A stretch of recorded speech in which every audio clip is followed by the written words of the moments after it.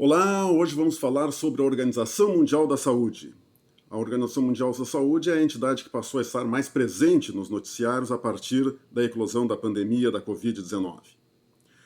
A Organização Mundial da Saúde é uma organização internacional de feitio interestatal, ou seja, uma organização internacional que reúne estados. Ela veio materializar uma instituição própria para uma matéria que há muito tempo, antes mesmo da sua criação, já vinha sendo objeto de tratamento pela sociedade internacional. É uma cooperação internacional que já contava, na verdade, com mais de 100 anos. A cooperação internacional na área sanitária foi uma das que primeiro se considerou necessário regulamentar internacionalmente, estendendo ao campo mundial a luta contra as enfermidades. Assim, as conferências sanitárias mundiais foram ocorrendo desde a metade do século XIX. E nessas conferências foi adotado um regulamento internacional sobre os sistemas de quarentena. O primeiro regulamento de que se tem notícia referente a essas matérias foi esse regulamento já disciplinando a quarentena, que na época era um isolamento efetivamente por 40 dias em caso de epidemia, daí o nome. Hoje em dia se chama quarentena, mas nem sempre o isolamento respeita todo esse prazo.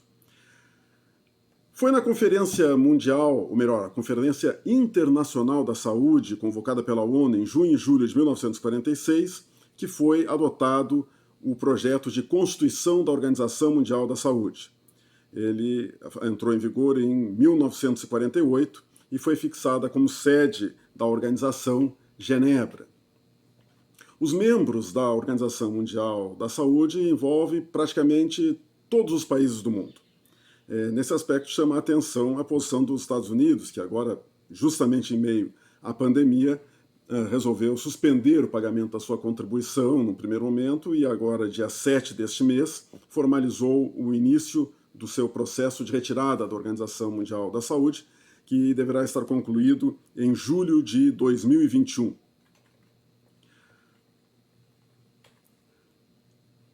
Qual a finalidade da Organização Mundial da Saúde? Bom, o próprio nome da organização já sugere, e conforme consta no seu artigo 1º da Carta de Constituição, será a de alcançar para todos os povos o grau mais alto possível de saúde. E para buscar esse objetivo, qual, na verdade, o poder da Organização Mundial da Saúde? Bom, as organizações internacionais, conforme o grau de poder que elas dispõem, podem ser classificadas como sendo uma organização intergovernamental ou uma organização supranacional. A organização intergovernamental é aquela que promove uma cooperação básica entre os Estados, enquanto que a organização supranacional é aquela que vai exercer um poder efetivo sobre os seus membros. O poder de uma organização internacional depende basicamente de 3 fatores: a forma de tomada de decisões dos seus principais órgãos, as competências que lhes são atribuídas na sua Carta de Constituição e a relevância das relações regidas ou reguladas, envolvidas pela organização internacional. Os 2 primeiros fatores são fatores de origem jurídica, ou seja, eles vão ser definidos a partir da leitura da própria Carta de Constituição da organização. Quanto à forma de tomada de decisões, as decisões podem ser tomadas por maioria, vinculando todos os membros, ou exigir unanimidade, ou até mesmo ser tomadas por consenso. Se as decisões são tomadas por maioria e, mesmo assim, envolvem todos os membros, inclusive aqueles que votaram contra a proposta da decisão, nós então estamos observando uma autonomia da organização. Já a questão das competências dependem dos efeitos atribuídos às decisões dessa instituição. Se essas decisões são vinculantes ou se elas são meramente exortatórias, ou seja, se elas não vão constituir uma norma jurídica com pleno vigor, com plena força. Por exemplo, se o Conselho de Segurança das Nações Unidas toma uma decisão determinando que determinado país está ocupando indevidamente determinado território, que na verdade pertence a outro Estado, e manda que esse Estado retire as suas tropas de lá. Se o Estado não retirar, ele vai estar sujeito a sérias sanções, inclusive a constituição de uma força armada internacional para expulsá-lo do território de onde o Conselho de Segurança estabeleceu que ele deveria sair. Já quando a Assembleia Geral das Nações Unidas emite uma resolução qualificando como indevida, quando indevido o bloqueio dos Estados Unidos a Cuba, ou seja, o embargo econômico dos Estados Unidos a Cuba, mesmo que esse embargo continue, não chega a propiciar automaticamente, pelo menos, sanções internacionais, porque as resoluções não são normas jurídicas vinculantes, elas são normas de um direito brando, soft law. Uma organização supranacional toma, de forma autônoma, decisões vinculantes. Uma organização intergovernamental, na maioria das vezes, manifesta-se por documentos, instrumentos de soft law. Essa divisão não é absoluta. Por exemplo, a Organização das Nações Unidas não é propriamente o que se chama de organização supranacional. No entanto, eu fui buscar nela o exemplo de um órgão que emite decisões vinculantes. E a Comunidade Europeia, ou a União Europeia, ela é uma organização supranacional, mas várias de suas decisões dependem da unanimidade e algumas nem têm propriamente força vinculante. Então, não é uma classificação estanque, mas é um bom indício para se observar o grau de poder das organizações. Paralelamente ao aspecto jurídico, nós temos a questão da relevância das relações regidas pela organização. Isso envolve tanto a matéria a ela submetida, como os estados que a integram.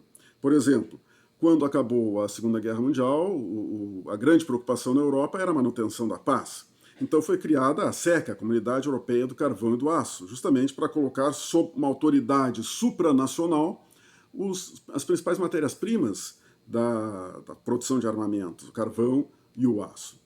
E depois o sucesso da SECA e também a estabilização da questão da paz trouxe à tona a questão econômica, que é o que move o mundo, na verdade, nas relações internacionais. E aí foi criada a Comunidade Econômica Europeia, que teve sucesso e justamente pela importância para cada um dos Estados-membros da Comunidade Europeia, os Estados da Europa, basicamente a Europa Ocidental, para o sucesso econômico, aquela integração que eles promoveram, é que as decisões da Comunidade Econômica Europeia foram sendo cumpridas e ela foi crescendo na sua importância entre os Estados.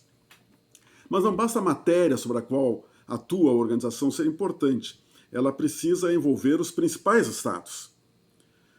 Um exemplo disso foi o que aconteceu com a Sociedade das Nações, que, criada após a Primeira Guerra Mundial com o objetivo de manter a paz entre os Estados, não contou com a participação dos Estados Unidos, que apesar de ter sido seu entusiasta de criação, não foi aprovado pelo Senado, não foi aprovada a participação dos Estados Unidos nessa organização. Então, isso já enfraqueceu fortemente no seu nascedouro a Sociedade das Nações, que acabou sucumbindo e propiciando a Segunda Guerra Mundial. Por isso, é tão preocupante agora o anúncio de retirada dos Estados Unidos da Organização Mundial da Saúde. Eles ainda são a grande potência mundial e forneciam os principais recursos, a maior contribuição para a OMS vinha dos Estados Unidos. Então, não se pode negar que a sua saída vai enfraquecer a organização. Se estados importantes não estão presentes em uma organização internacional, ela acaba ficando esvaziada e sem força, ainda que seu tratado de Constituição lhe atribua relevantes funções a serem cumpridas. Mas onde se enquadra a OMS nessa classificação do poder das organizações internacionais? A OMS é uma organização de cooperação, ou seja, uma organização intergovernamental que se manifesta, na grande maioria das vezes, por recomendações aos Estados. Entretanto, alguns itens na Carta de Constituição da OMS parecem sugerir o contrário. Por exemplo, a Assembleia Geral, mesmo na apreciação de questões importantes, como na aprovação de convenções e acordos, decide por 2/3 dos membros, ou seja, 2/3 dos membros presentes e votantes, dispensando a unanimidade e vinculando a todos os seus membros. Além disso, o grande documento emitido pela OMS são os regulamentos sanitários, são renovados periodicamente, e esse é um importante documento que essa organização emite. Bom, a aprovação dos regulamentos sanitários se dá também por 2/3 da Assembleia Geral, e uma vez aprovados, os Estados-membros são notificados. Nessa notificação há um prazo fixado para sua manifestação, e se os Estados silenciarem, estão automaticamente obrigados por este regulamento sanitário.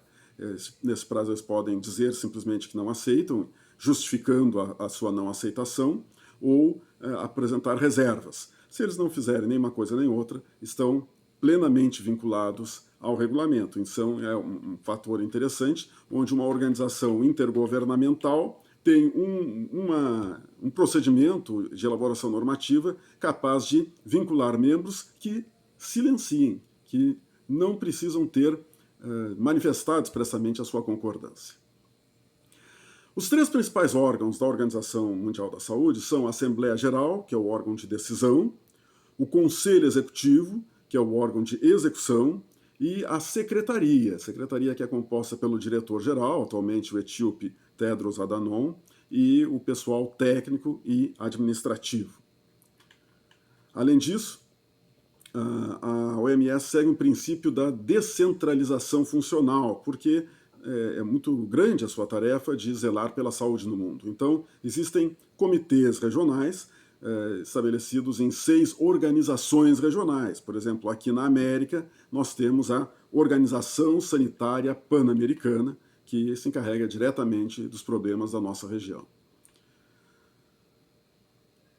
Apesar do regulamento internacional, regulamento sanitário internacional, ser obrigatório, e, consequentemente, em tese, o seu descumprimento poder suscitar a responsabilização internacional do Estado, essa não tem sido a praxe dos Estados. Na verdade, o que se encontra é uma boa vontade, uma tendência a que o regulamento seja plenamente cumprido.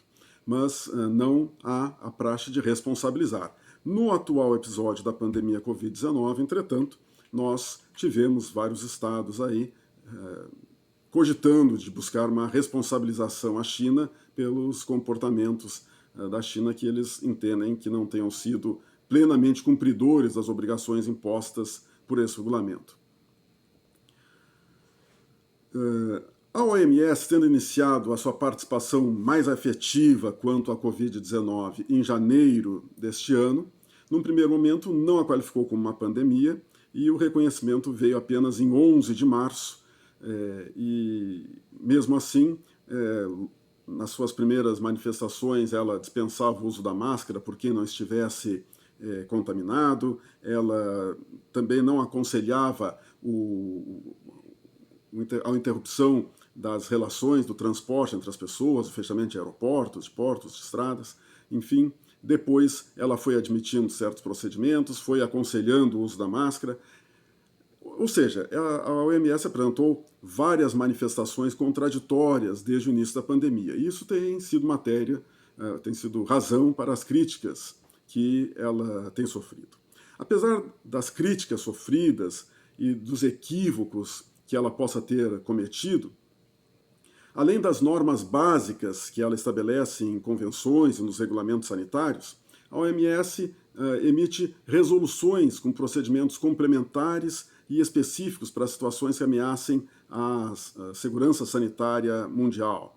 Ela também identifica problemas pontuais e indica soluções para os países. A OMS desenvolve pesquisas e ela serve como referência para problemas ligados à saúde, sobretudo os problemas de âmbito mundial, como esse que nós estamos vivendo atualmente. Então, é uma organização internacional extremamente importante. Se nós partirmos de um conceito abrangente de saúde, aliás, considerando inclusive procedimentos de medicina preventiva, nós vamos ver que a OMS poderia ser a organização ideal para coordenar um esforço, uma cooperação global para levar a todos os seres humanos as condições mínimas para uma vida digna e com bem-estar.